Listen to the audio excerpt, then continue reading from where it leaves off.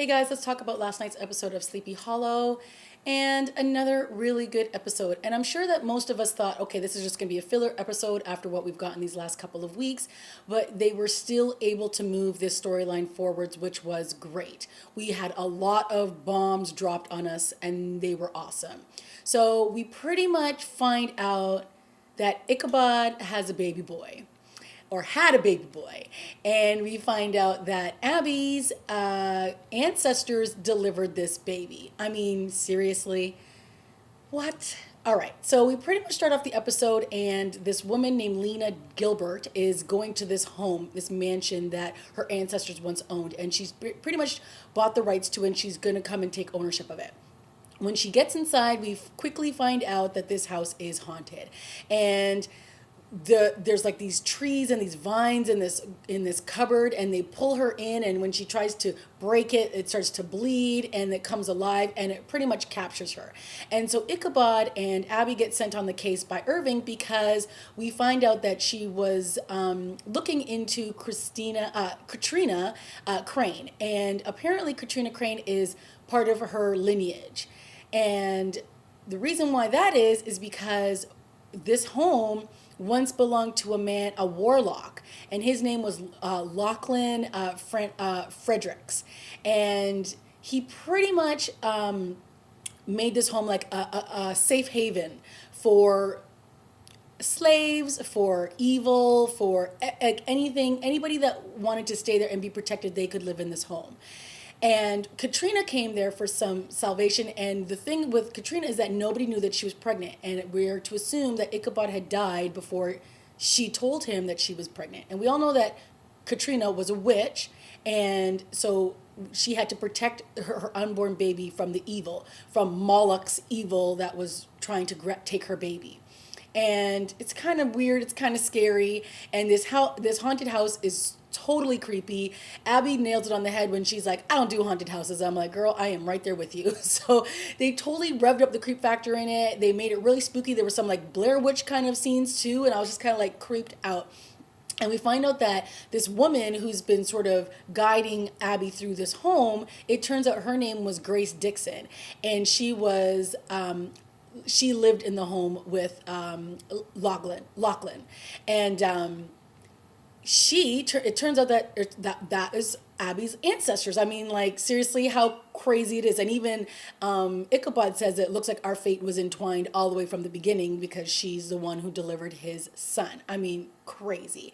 So we got some really awesome revelations through the storyline, which ultimately gives us more to the overall arc of the series, which is one of the things I really love when a show is able to do that. And we find out that, Ichabod didn't know. And so, of course, he's heartbroken. He's like, he has no words. And there's the most powerful scene is at the end when he goes back to kill this tree, which is kind of like possessed. And he pretty much like axes it to death, and it's bleeding and it's like crazy. And, when he walks out of the room, back to the car, he's like covered in blood. He looks like he's just been in a massacre. It's kind of gross, but you're seeing like this anger come out of Ichabod, which was kind of cool because we haven't really seen him. He's always cool, calm, and collected, and so it was nice to see him react this way. And the show definitely has a way to go off on a tangent, which for most people, you're like, what am I watching? This is a bit cray-cray. But what I love about it is that they really ground the series because we get these moments of, Abby and Ichabod sharing, moments about Thanksgiving and what it's all about, and spending it with your loved ones, even if you're not close to them or you don't have family. And it was really nice seeing those scenes between Ichabod and Abby. I adore the two of them, and I love their partnership.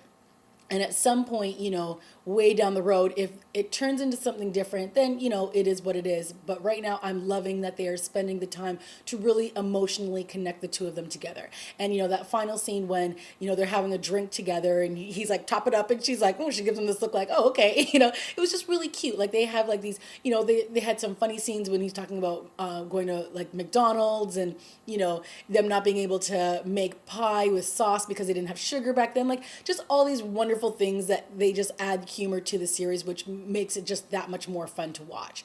And then on the B storyline, we had some interesting stuff because Jenny had decided to invite Irving to Thanksgiving dinner with Abby and potentially Ichabod. And but ultimately what she was doing was she went there to return the guns that she stole from last week's episode. And I thought it was really cute banter going on between the two of them, because Irving was like, do you think I didn't know that you tried to steal these guns? And she's all like, oh, whatever, trying to make light of it. And so, which was super cute. And then his ex-wife and daughter showed up, and the daughter was in a wheelchair. And the way it sounds was that, Irving took on this job in Sleepy Hollow so that he wouldn't be so busy and he wouldn't be so crazy, so he could spend more time with his daughter. But it turns out, he barely calls, he's barely seen her, and the wife doesn't understand why. Why would you be taking up so much, this town be taking up so much of your time, when it's like a third the size of the precinct that you used to work for. And, she pretty much gives him an ultimatum, which is, if you don't spend more time with your daughter, if you don't figure out a way to work her into your schedule, I'm going to take full custody of her. And, it was like, unfortunately, she doesn't know and can't know all the craziness that's going on in Sleepy Hollow, and he can't really tell her. So he pretty much has to take it on the chin and be like, yeah, okay, I'll do what I can. But, ultimately, all the sacrifices that he's making with his family is so that, they can actually survive this apocalypse, if the day ever has to come. So, or we're trying to avoid the apocalypse pretty much. So, it was interesting to see that dynamic between him and like the family life that he has. And, seeing his daughter in the wheelchair brings up some questions like, how did that happen? Was it something that happened during the line of duty? Like, did a case he was working on cause this or something? So, some good questions there too. So again, like, this show answered some stuff for us and then gave us like 5 more questions, and that we were like, what the? And like, is Ichabod's son still alive? Like, are his ancestors still like kicking around somewhere in Sleepy Hollow? Have we met them already? Like, just lots of really great questions, and that's what I love. The show continues to impress me and give me like a good wow at the end of it. I'm always on board when it comes to Monday nights to watch Sleepy Hollow. All right, guys, that has been my review, and I will see you next week. Bye.